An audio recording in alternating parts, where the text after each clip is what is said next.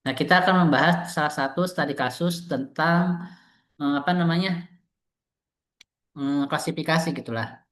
Nah, dalam hal ini klasifikasi tentang breast cancer yang pernah saya share ya di mahasiswa sekalian.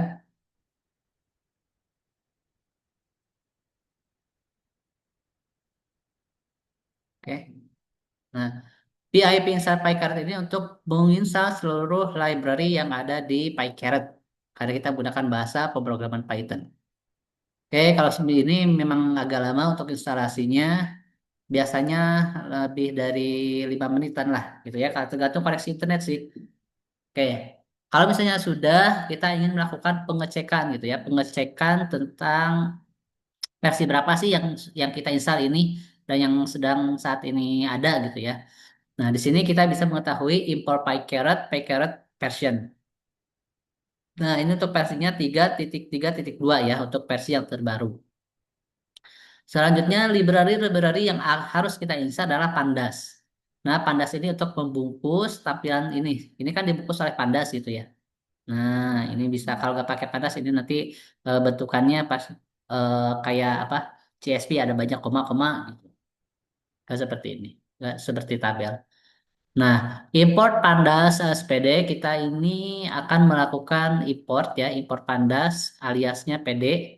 Jadi kita kalau misalnya nanti mau pakai Pandas cukup dipanggil PD gitu ya. Nah, construct model selection import import train dan testing split.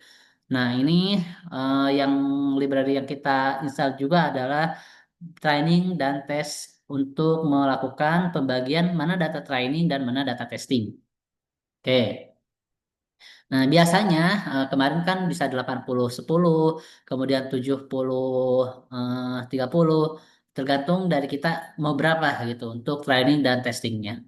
Nah, selanjutnya ketika kita sudah melakukan training dan testing, melakukan splitting gitu ya, sudah dimasukkan ke dalam jendela kerja kita, kita akan memanggil dataset kita. Mana? Oh, dataset kita ada di My Drive ya, di Google Drive. Kemudian dalam folder dataset dan namanya adalah breastcancer.csv. Ini sesuaikan dengan nama yang kita upload di Google Drive ini. Wajib sama huruf besarnya, huruf kecilnya. Kalau kemudian garis bawahnya gitu, semuanya wajib identik. Kemudian ketika sudah dibaca gitu ya, ditampilkan. Nah, PDRed ini untuk membacanya terlebih dahulu dan data untuk menampilkan. Oh, setelah ditampilkan data, ini ada 4023 data. Sorry, 4024 data karena ini dihitung dari angka 0. Ya, ada 4024 data dan 16 kolom. Ini kolom-kolomnya. Tuh, lebih rapih kan dengan menggunakan Google Colab. Kalau di apa namanya? Di Rapid Miner. Kayak di Rapid Miner kan sama read CSV ya, ditarik, tetapi hasilnya kita harus melakukan edit list dan lain sebagainya. Nah, di sini kita bisa melakukan apa namanya ya, membaca data itu sendiri gitu. Dia tipe datanya apa gitu ya, dengan data info biasanya, data.info gitu. Nah, itu apa namanya? Nggak apa-apa kalau misalnya nggak pakai data itu, nggak pakai data.info, karena biasanya dia sudah terbaca bahwa ini adalah string, ini adalah karakter, ini adalah numerik gitu ya. Selanjutnya, kalau data shape ini menampilkan jumlah data dan jumlah kolom. Sebetulnya ini juga sudah ditampilkan ya di sini ya. 42, 4024 row dan 16 kolom. Data shape juga sama fungsinya untuk menampilkan jumlah row, jumlah baris, dan jumlah kolom. Kemudian isinya apa aja gitu ya yang 8 ini. Sorry yang 16 ini. Oh, di sini bisa ditampilkan juga data ISNO data shape ya. Data shape ini menampilkan data-data apa aja di tabel ini.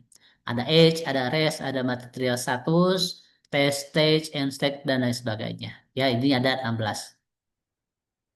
Nah, selanjutnya setelah kita mengimpor Pandas dan melakukan import training dan split, kita salah satu library yang apa yang harus kita install adalah NumPy. Gitu ya, NumPy, Matploid. Nah, NumPy ini untuk menampilkan atau melakukan penjumlahan nomor-nomor. kemudian seperti halnya pembagian data, testing dan testing, kemudian untuk Matploid ini untuk membuat apa namanya eh eh, apa namanya grafik gambar itu menggunakan Matploid. Nah, kemudian setelah itu apa yang harus kita lakukan? Setelah kita melakukan apa memanggil ya, memanggil fungsi dari training dan testing. Nah, kita akan membagi dua data itu. Yang 4024 data itu kita bagi dua, di mana data ini dibagi menjadi 0,2. Artinya 0,2 ini 20% adalah data testing. Kalau misalnya kita mau pakai 0,3, berarti 0,3 itu adalah data testing, sisanya 70%-nya adalah data training. Ya, supaya kita lebih apa ya, lebih meyakinkan, benar tidak data ini sudah dibagi dua ke dalam data training dan data testing. Nah, di Moed, di Matplotlib ya, di Matplotlib ini bisa kita tampilkan untuk distribusi jumlah datanya. Nah, perintahnya di label ini training data, testing data ya. Ini label training data, testing data. Oke, jadi labelnya ada dua. Kemudian value-nya num of training, berarti semua jumlah training ya, num training, len train data. Berarti len ini jumlah data untuk training data, num testing adalah jumlah seluruh data untuk data testing. Oke. Kemudian PLT Y label adalah jumlah data, ini Y, kolom Y, jumlah data. PLT show, ini perintah untuk menjalankan membuat sebuah ini grafik ya. Oh ini untuk warna biru adalah jumlah training data dan jumlah testing data adalah berwarna merah. Kenapa jumlah training data harus lebih besar daripada jumlah testing? Karena belajar harus lebih banyak daripada ujian itu sendiri. Oke, setelah ini kita bagi dua ya datanya menjadi data training dan data testing. Karena ini klasifikasi, maka dari library PyCaret kita panggil, kita import klasifikasi eksperimen. Nah, kemudian EXP classification experiment ini mengaliaskan ya. Ini kan baru pemanggilannya, pemanggilan ekspresinya, klasifikasinya. Di EXP kita buat classification environment, artinya EXP ini kita gunakan ketika nanti memanggil apa setup. Nah, di sini untuk setupnya kita gunakan EXP, jadi kita tidak menggunakan lagi classification experiment, tapi kita sudah punya alias EXP, ya, eksperimen, gitu ya, eksperimen, setup, data ini diambil dari sini, jangan salah ketik ya, data ini, data set. Nah, kemudian targetnya apa? Status. Nah, ini dia label. Kita harus bisa menentukan label. Targetnya adalah status, session ID-nya 123. Ini sebetulnya sih random gitu ya. 123 aja biasanya untuk default. Nah, selanjutnya nanti dia akan melakukan modeling ya, memproses data. Lalu setelah itu apa? Kita berikan perintah kepada setup ini ya, kepada setup ini dengan menggunakan klasifikasi eksperimen ini, kita buat perintah lagi. Gunakan data pada target status ini dibagi menjadi dua bagian, data training dan data testing. Di mana train site-nya ini ya, data training, ukuran data training ini adalah 0,8 atau 80%. Data split shuffle ini true. Jadi datanya di shuffle dibagi dua, yaitu 20% berarti untuk data testing. Kemudian kita olah, kita proses. Ini nanti ada perhitungannya, biarkan model sendiri yang melakukan perhitungan ya, tools sendiri yang melakukan perhitungan. Nah, kita compare setelah dilakukan klasifikasinya, kita compare mana kira-kira model yang paling bagus. Nah, kita hitung. Nah, dengan menggunakan Google Colab ini bisa langsung ketahuan. Nah, dan ini menampilkan semua model klasifikasi yang sekiranya cocok atau yang sekiranya apa ya, dataset ini apa ya, pasti masuk ke klasifikasi ini aja yang cocok untuk dataset ini gitu. Nah, di sini setelah melakukan proses compare model, ternyata ditemukan bahwa algoritma gradient Boosting klasifikasi ini merupakan model paling baik. Kenapa model paling baik? Karena pertama dilihat dulu dari akurasinya. Akurasinya lebih tinggi daripada model yang lain. Yang kedua adalah random forest. Yang ketiga adalah double classification dan lain sebagainya. Nah, lalu di penelitian kita bisa melakukan filter. Ya, misalnya kita untuk gradient boosting klasifikasi ini sudah ada yang pakai gitu ya untuk dataset ini. Kita bisa saja tidak menggunakan untuk model ini. Ya, karena apa? Karena mungkin sudah dipakai oleh orang lain. Kita bisa menggunakan model-model yang lain. Ya, terutama misalnya random forest atau ada bus classification. Nah, yang perlu kita gali dari yang lain ini adalah tunnya, parameter-parameternya seperti itu. Oke. Namun pada kesempatan ini ya kita misalnya pakainya gradient boosting klasifikasi gitu ya karena kita belum ada penelitian sejenis yang melakukan dengan penelitian ini gitu ya dengan dataset ini. Oh, sudah ketahuan nih gradient boosting klasifikasi untuk model terbaik. Nah, kita pilih saja misalnya 3 atau 5 algoritma yang menurut kita bisa kita eh, apa ya di hyperparameterkan dibandingkan. Misalnya pada kesempatan ini nih saya menggunakan misalnya 6 model. Yang pertama adalah random forest, naive Bayes, SPM, KNN, decision tree, dan GBC. Gradient boosting regression itu sendiri yang algoritmanya paling gede. Kenapa saya membandingkan 6 model ini? Karena model-model ini biasanya yang populer dipakai gitu oleh banyak peneliti. Jadi kemudian yang perhitungan komputasinya atau perhitungan secara manualnya juga bisa kita terjemahkan secara manual gitu. Ya, itu. Kalau misalnya mau pakai decision tree atau random forest saja boleh, boleh. Mungkin berarti membandingkan algoritma ensemble dengan algoritma tree-nya gitu. Itu tidak masalah. Nah, kemudian dihitung ulang gitu ya. Karena kita menginginkan dengan model ini, si model-model ini dihitung.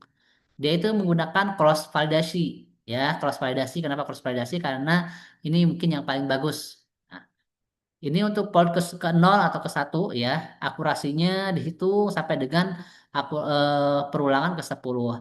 Sehingga dihasilkanlah rata-rata untuk akurasi dari ke 10 ini sebesar 0,899%.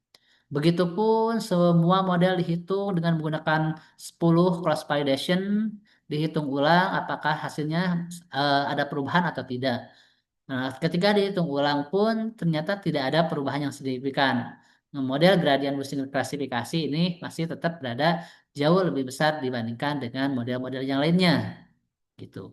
Jadi dalam bahasa penelitian, kenapa bisa dinyatakan ini sebagai algoritma terbaik? Karena dia setelah dibandingkan dengan model-model yang lain, dia memiliki akurasi yang paling baik. Seperti itu ketika nanti misalnya mengambil sebuah keputusan atau kesimpulan. Nah, di sini yang diwarnai kuning ada random forest. Random forest itu unggul hanya pada satu pada satu atribut yaitu presisinya yang bagus dibandingkan dengan model yang lain. Tetapi untuk melihat secara keseluruhan, ketika kita misalnya menggunakan 6 model, ya, menggunakan 6 model, ada akurasi, kemudian naive Bayes misalnya AUS-nya paling tinggi, kemudian SPM recall-nya paling tinggi, gitu ya. Artinya data-data keunggulan masing-masing ini acak gitu ya, random ada di mana-mana. Nah, keputusan yang paling bijak adalah mengambil akurasi yang paling tinggi, karena akurasi adalah kita namanya juga memprediksi model ya, memprediksi sebuah keputusan ya pasti akurasinya yang paling tinggi yang pertama kali dilihat. Nah, kemarin ada yang nanya ke saya, Pak, cara melihat fitur paling berpengaruh apa gitu ya. Nah, fitur yang paling berpengaruh itu kalau dalam sebuah tree adalah tree yang menjadi pangkal, yang berada di atas, gitu ya, yang berada di atas. Nah, di Google Colab disediakan fasilitas yaitu fitur importance. Fitur importance ini adalah fitur yang dianggap paling penting untuk mempengaruhi hasil keputusan daripada target. Nah, ketika diproses, fitur yang paling penting ternyata adalah survival mode. Wah, dia melebihi target ya, sampai 0,7 berpengaruh 0,7% ya, berpengaruh terhadap kesimpulan atau hasil daripada status dead or alive. Tuh. Kemudian faktor yang kedua adalah age, faktor ketiga adalah regional node positif, Kemudian ketiga ada tumor size, regional node examination, dan selanjutnya ini hampir sama lah rata-rata untuk fitur-fitur yang dianggap penting. Ingat, ini ada berapa? Satu, 2, 3, 4, 5, 6, 7, 8, 9, 10. Jadi meskipun ada 16 atribut dan salah satu atribut target, tidak semua atribut itu adalah atribut penting. Nah, buktinya di sini di model menunjukkan bahwa atribut penting ada di 10. Ternyata ada 10 atribut ini yang dapat menentukan keputusan apakah pasien breast cancer ini dia itu dapat hidup atau dia bisa aja mati. Seperti itu. Oke, karena kita sudah mengetahui bahwa model paling bagus adalah gradient boosting klasifikasi, ya kita eksploitasi ya satu model itu, GBC itu ya. Jadi jangan kita atau kalau misalnya kita mau rajin gitu ya, random forest kita cari GBC-nya. Ya, kalau misalnya kita hanya membandingkan dua model saja atau tiga model saja, kita bisa ya membandingkan fitur-fitur ini. Tetapi kalau kasusnya seperti ini, banyak model, ya kita cukup satu aja. Ambil model terbaik, kemudian kita tampilkan di penelitian kita mana sekiranya untuk fitur important atau fitur-fitur yang bisa digali dari model ini, dari model terbaik ini. Oke. Setelah itu, setelah kita mengetahui model important apa, kita bisa melakukan pengecekan terhadap apa conversion metricnya. Nah, conversion metric ini ya kan prediksi benar dan prediksi salah. Nih di sini nol diprediksi nol, hasilnya nol, ada 667. Berarti model kan prediksi benar. Kemudian diprediksi nol, hasilnya ada satu, ada 15. Diprediksi satu, hasilnya satu, ada 15. Diprediksinya satu, hasilnya nol, ada 69. Ya, jadi ini adalah composition metric yang bisa kita kemukakan dalam penelitian kita. Nah, selain composition metric, kita bisa melihat AUSI. AUSI ini seberapa persen sih kurva mendekati angka satu. Semakin mendekati angka satu, berarti kurva ini semakin bagus.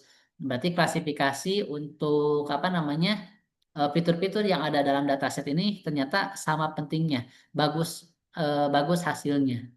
Nah, di sini banyak sekali. Ya ada AUSI, confusion metric juga sebetulnya di sini juga ada di Evolute model. Nah, yang jadi apa namanya sebuah sorotan ya, yang jadi sebuah sorotan. Nah, ketika kita sudah memiliki confusion metric, sudah memiliki apa namanya AUSI, ROS AUSI.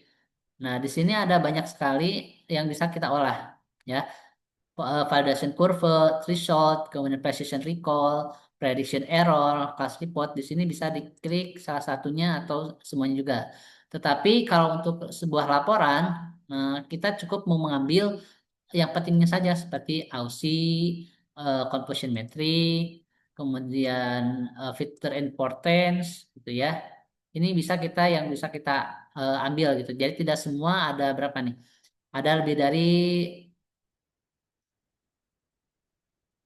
20 ya. Ini ada lebih dari 20 untuk mengevaluasi dataset itu. Tapi kita filter aja mana yang sekiranya bisa disampaikan untuk penelitian.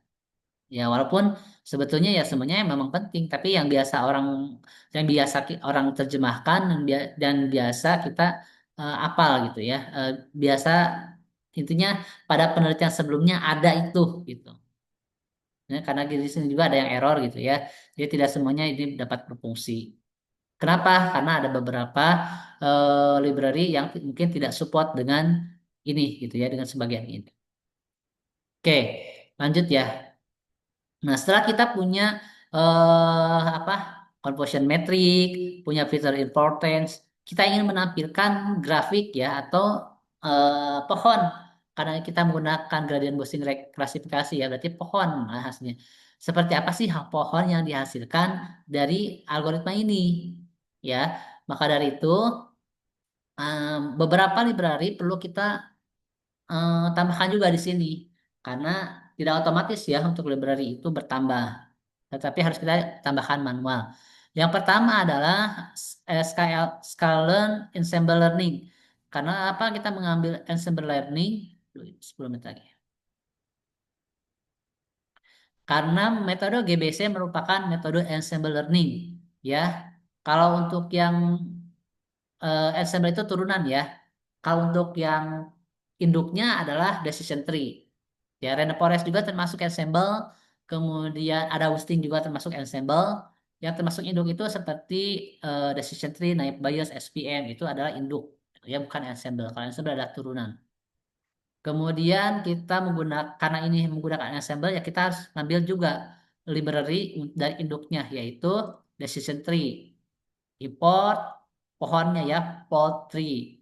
Kemudian kita juga preprocessing untuk label encoder untuk memberikan label. Nah, supaya apa? Supaya kita tidak perlu memanggil satu-satu.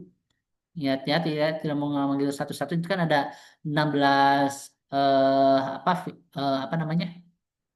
Field, ada 16 field. Satunya sebagai target ya. Kita pakai aja label encoder, satunya sebagai data target dan satunya lagi sebagai data objek gitu ya. Jadi yang lainnya sebagai fitur untuk menentukan target itu. Kemudian data drop ya, data drop masih menggunakan data yang di atas. Kemudian status dijadikan sebagai target di mana X-nya juga status, Y-nya juga status.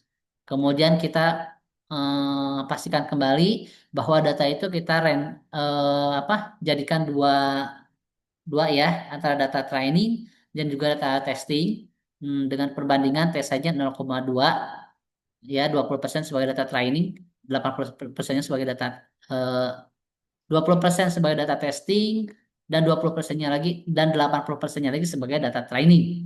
Oke. Random state-nya ini kita 42 ini sebetulnya bisa 1 2 3 ini angka random ya. Random state. Terserah itu mau 42 mau 1 2 3 mau 50 terserah.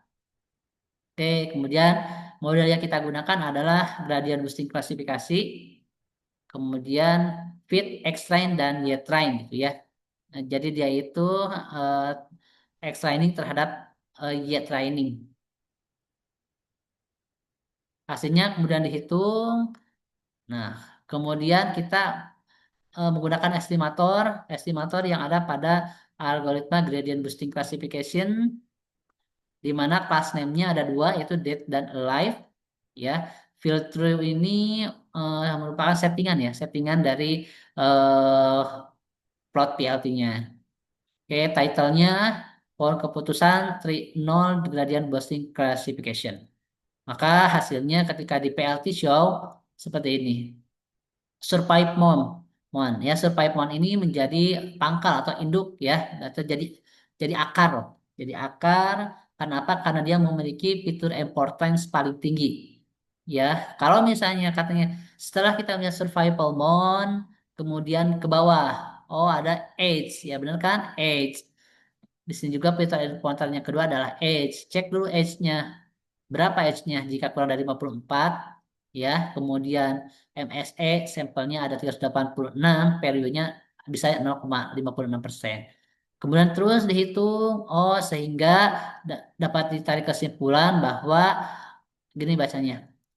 Jika survival bond-nya kurang dari 47,5, kemudian H-nya kurang dari sama dengan 54%, dan tumornya tumor saja lebih dari 15,5 ukurannya, kemungkinan dia akan DID ya. Yang merah ini DID, DID, DID, DID. Sedangkan yang putih ini live, live, live gitu ya. Semakin apa semakin berwarna gitu ya, semakin tebal warnanya kemungkinan dia eh, meninggalnya DID-nya itu semakin tinggi. Nah, semakin dia semakin buram gitu ya, semakin tidak terlihat berarti kemungkinan tidak meninggalnya juga kecil. Jadi seperti itu ya bacanya. Nah, ini biasanya yang dikopikan di hasil penelitiannya. Gambar-gambar ini, fitur importance, kemudian hasil base base model, kemudian grafik ini adalah apa? Informasi-informasi penting yang kita dapat digali dan dapat diinformasikan dalam sebuah penelitian. Oke, itu penjelasan dari saya. Ini masih ada 4 menit nih untuk Kalau misalnya ada yang ditanyakan, nanti sesi kedua saya buka lagi ya untuk Zoom yang baru karena ini maksimum 40 menit. Nanti saya minta mau dari mahasiswa untuk mempraktikkan ini supaya bisa ada gambaran. Oke, ada pertanyaan sebelumnya?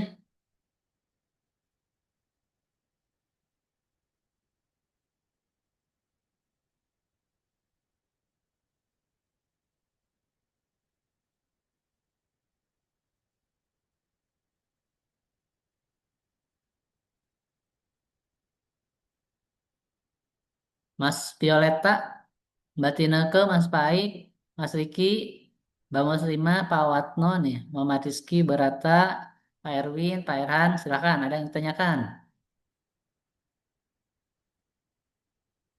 Kudu dicoba sih Pak. Baru Harus dicoba ya biar bisa, paham iya ya. coba ya. Oke. Kalau Lebih ngeliatin kayak kurang gitu. Praktek lebih harus enak ya. mana? Pakai Google Colab atau pakai Rapid Miner? Google Colab Pak, enak. Itu Lebih itu eh, kan visualnya. trininya lebih terlihat. Jadi step-step untuk mengetahui cancer itu kan dari pohon tree tadi itu terlihat gitu Pak. Jadi dari misalnya yang paling tinggi sampai bawah, keputusannya di akhir, lihat semua.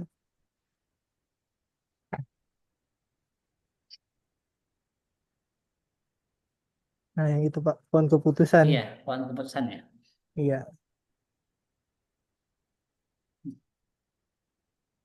Ini kan sudah pakai GBC ya, Gradient Boosting Classification.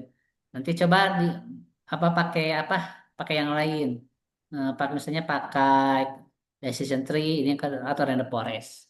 Bisa ya, begitu. Oke, ya Pak. ada yang mau coba? Yang mau nyoba nih. Ini kalau kalau datasetnya udah ada gitu ya. Mau apa? Bisa langsung diolah hari ini, bisa langsung jadi bahan materi penelitian gitu, bisa langsung dituangkan.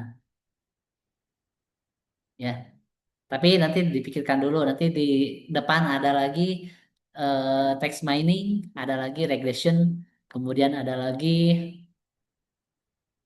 apa ya? Ah, udah dua lagi, text mining dan regresi. 10, 11, 12 kita sudah eh, ke apa penyusunan jurnal penelitian. Oke, mungkin karena ini masih klasifikasi ya, jadi tertarik klasifikasi. Nanti kita ke text mining, wah ini text mining bagus nih. Oh, nanti kita ke regresi. Wah, regresi bagus nih. Jadi bisa kompleks. Ya.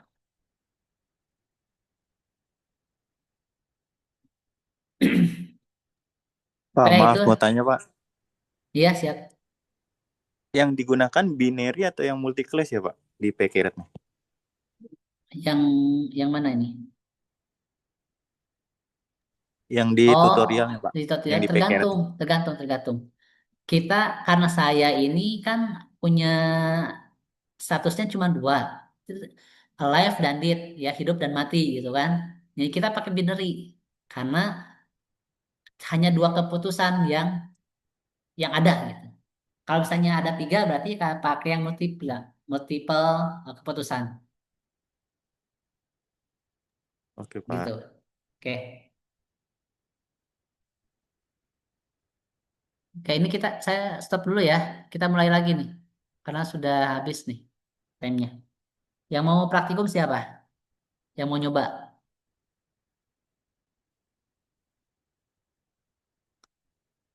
Mas Violeta, Mas Riki, Mas Erwin?